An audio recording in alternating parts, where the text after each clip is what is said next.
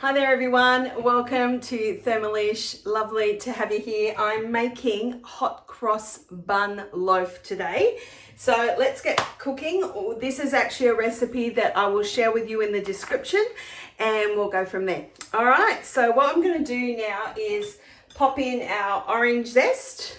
So we've just peeled half an orange and I'm going to pop that in the bowl, but I'm also going to add in 50 grams of our raw sugar and going to mill that up with some flour. So we're going to pop in some baker's flour as well and the sugar as well as the orange, and then that will make a beautiful zest, and the bulkiness of the flour and the sugar and the orange peel will actually make it mill up really beautifully. So we're just going to place it in for 10 seconds on speed 9. So I'm just going to set my time and my speed.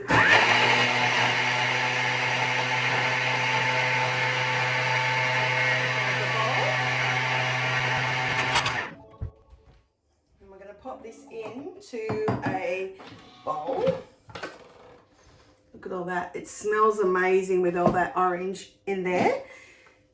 Now in the recipe it says to use caster sugar, but I've just popped that that sugar in with the flour and the orange zest or peel, so that we can grab that. Just going to scrape it into the bowl.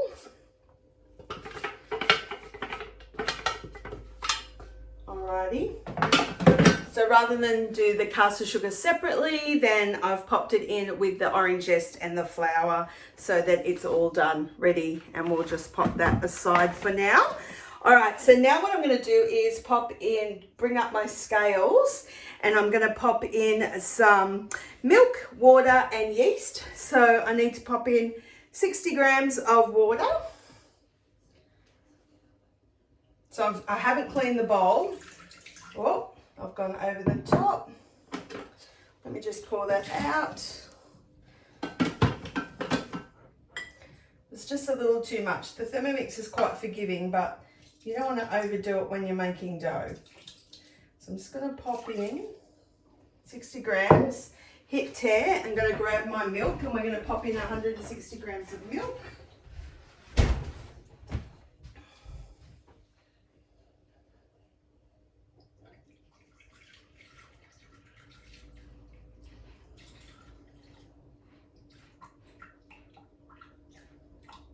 Beautiful, a little bit more, beautiful. All right, so we popped in our milk and we're gonna pop in some yeast. So this is the yeast I use. You can buy it in the supermarket. You can use any brand of yeast, but if it is powdered, it needs to go into the fridge or the freezer so it remains at the same temperature. This is an active ingredient, so it needs to stay alive. So what we're going to do is pop in 10 grams. So again, just hit my scales. So 10 grams is roughly 2 teaspoons. Beautiful.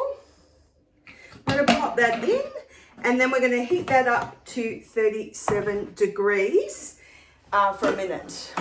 3 minutes actually. So back to our home, 3 minutes. On 37 degrees and speed 1. So the reason why you want to get it to the temperature of the milk and the water and the yeast to 37 degrees is because that's the absolute optimum temperature to activate that yeast to make sure that our dough proves really, really well. So we've got a few more seconds to go, and then what we're going to do is add in our mix of our sugar, our orange zest and our flour, and beautiful. So that's all activated in there. So now what we're going to do is, like I said, add in our flour, zest and sugar. We're also going to add 400 grams of our baker's flour. So pop that in.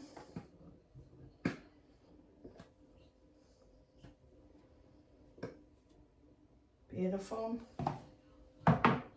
We're going to pop in our butter, our mix of spices. So we've got the ground cinnamon in here, nutmeg and cloves. So we're going to pop that in. We're also going to put in 2 eggs. So I've cracked them earlier. And some light brown sugar. You can actually make the brown sugar in your Thermomix.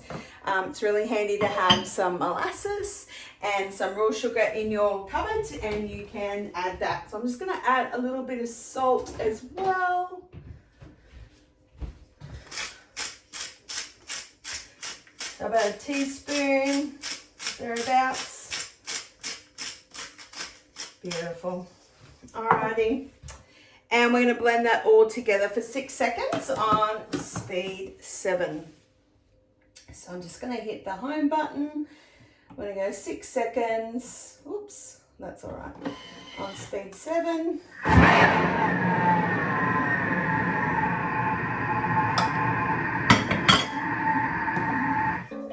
Alrighty. So now what we're going to do is give the bowl a bit of a scrape down. So I'll show you what it looks like. We want to scrape down all of the ingredients that's all around the edge of the bowl so that when it's kneading, it incorporates all of that. So we're going to knead our dough, and as it's kneading, we will incorporate those beautiful sultanas and currants into that loaf. So I've got them ready. You could actually use mixed fruits if you wanted to. It's completely up to you. So we're now going to use our dough mode. I'm going to set it for 2 minutes, and let it do its thing. Voila. So we're almost done. And all our kneading is done now. So I'm just going to hit the home button.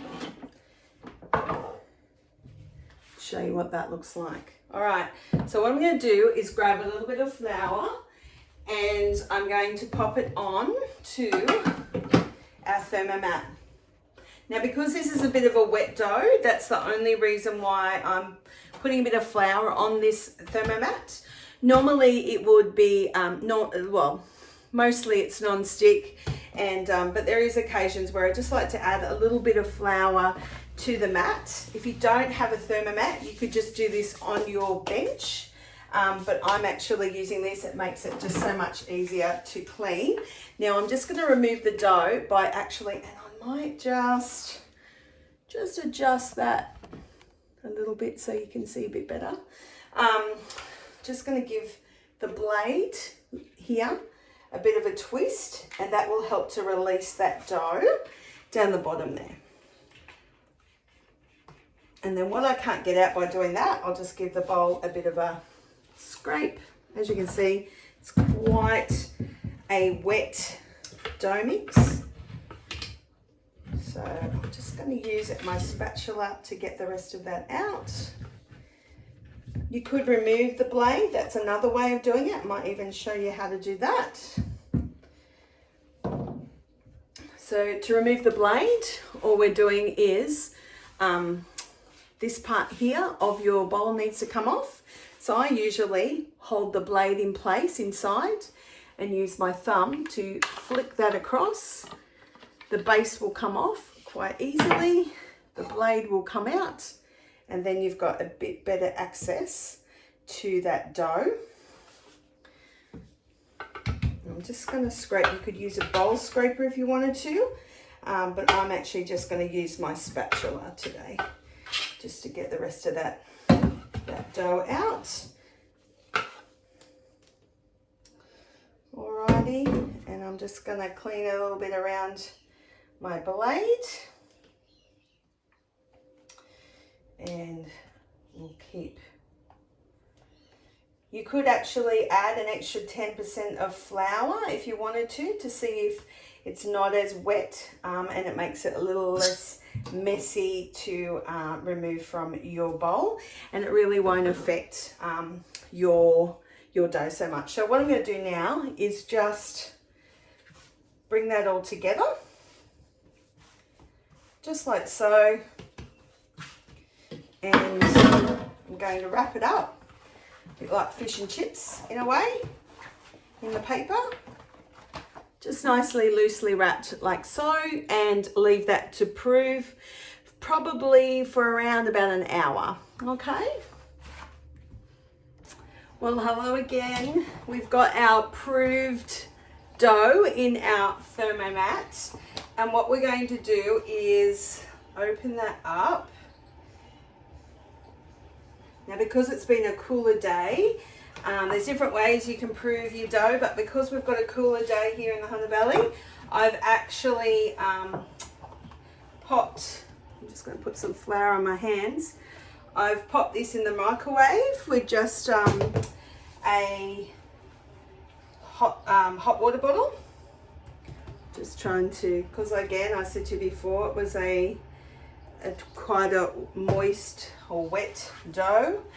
I'm just going to just pop some flour on there just so I can knock all the air out of it from when it's been proving.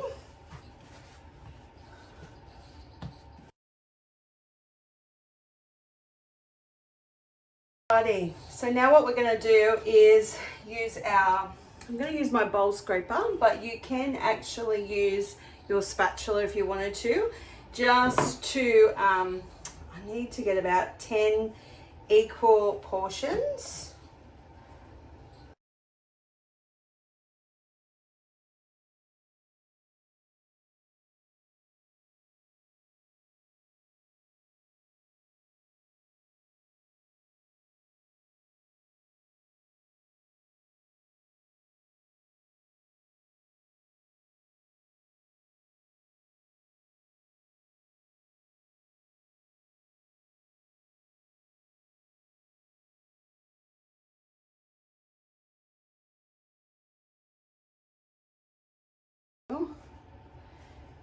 Make them into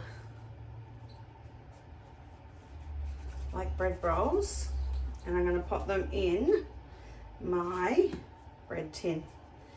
Let me just pop the air out of them, and we're doing like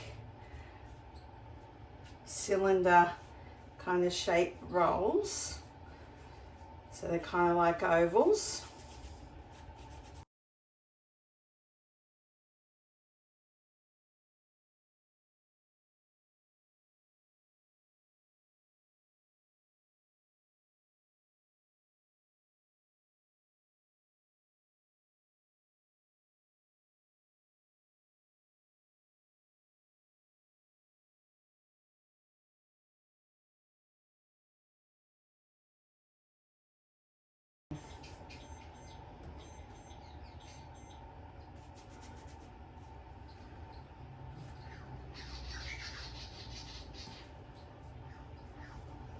So again, just bringing that in like so.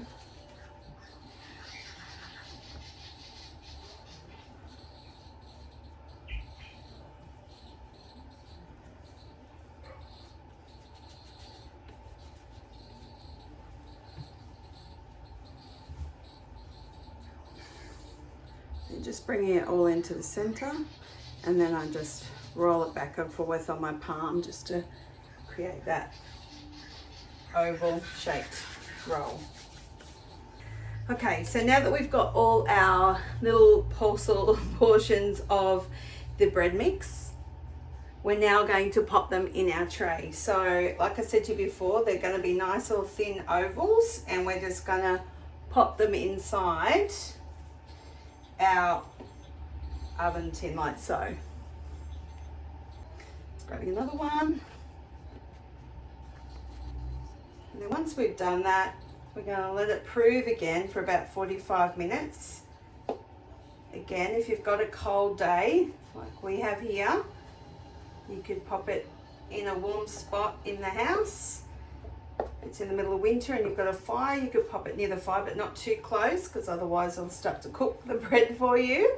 But I just find the microwave's a really good place to pop it in, and It just keeps the drafts away, that kind of thing. So we'll pop that last one in like so. Okay, and now we're going to let that prove again. Well, we're back and I've got our beautiful hot cross bun loaf that's been proving. As you can see, it had to prove a little bit longer because it is cooler today. But what we're going to do now is make the crosses to go on the top. So we're going to pop in our plain flour. So we're going to pop in 80 grams of plain flour, a bit of salt, just a pinch, and we're going to pop in 1.5 teaspoons of olive oil and some water. So I'll just put in the 1/2 teaspoon. Whoa, a little bit over, but that's okay.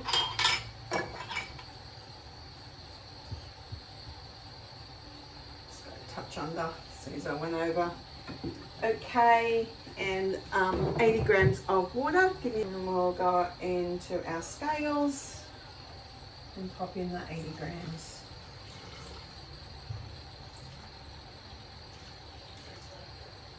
Do. Alrighty, and then what we're going to do is pop the lid on again with the measuring cup, 30 seconds, speed 4, and let it do its thing. We're then going to pop it into a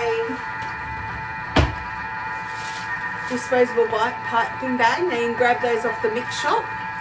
They're very handy to have. So we're going to get the contents and pop it into here. So what I like to do is to just fold it over and then pop that out in a glass, and then I can pour the contents in.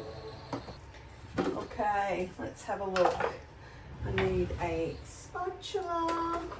This is my long head one, my long armed one, and just going to scrape that ingredients down because you can see it's flicked up onto the side of the bowl, and then I'll just give it a quick few more seconds just to incorporate that flour that had flicked up onto the sides.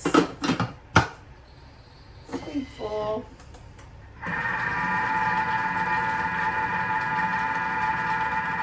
Beautiful. And now we're going to pop it into our piping bag. Look at that. Beautiful. So this, oh.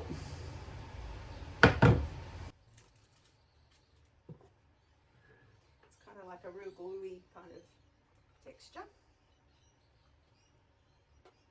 Well, flour and water does make glue, so I love these long-handled spatulas. They make life a little bit easier getting your ingredients out of your bowl. And they come in a few different colours, and you can get them on the mix shop as well. Alrighty. So what I'll do now is just scrape that down into the bottom, give it a twist, and I'm going to chop off the edge. Just the end there. Just like so. And then we will use this to make our crosses. Beautiful. And another one all the way. Can you see what I'm doing? Good. Just checking. And then we will do the cross along here, like so.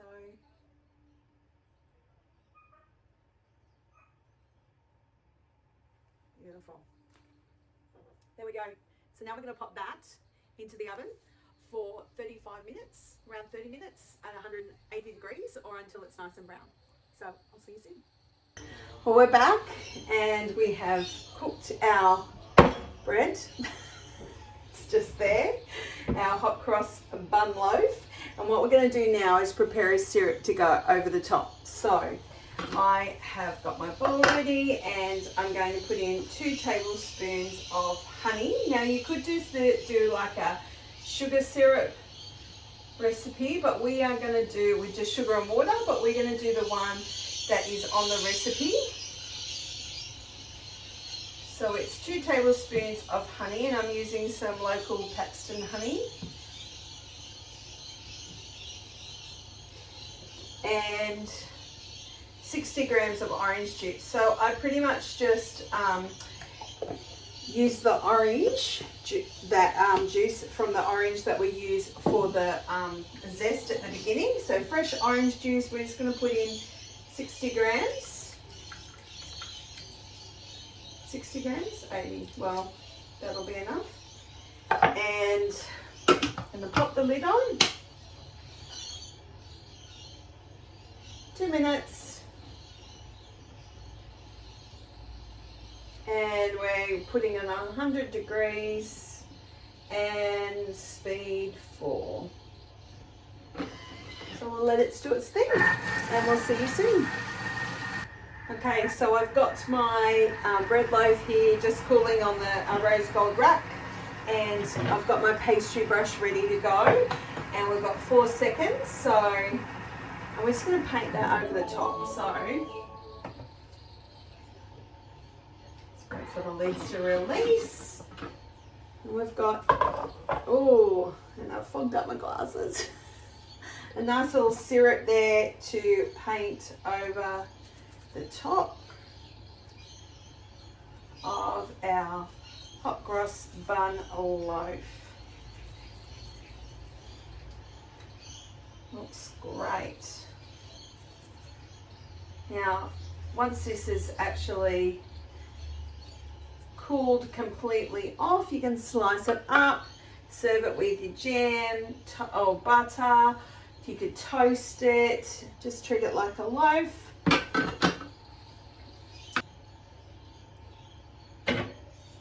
Thanks for joining me. Happy Thermomixing, and let me know if you've tried this recipe.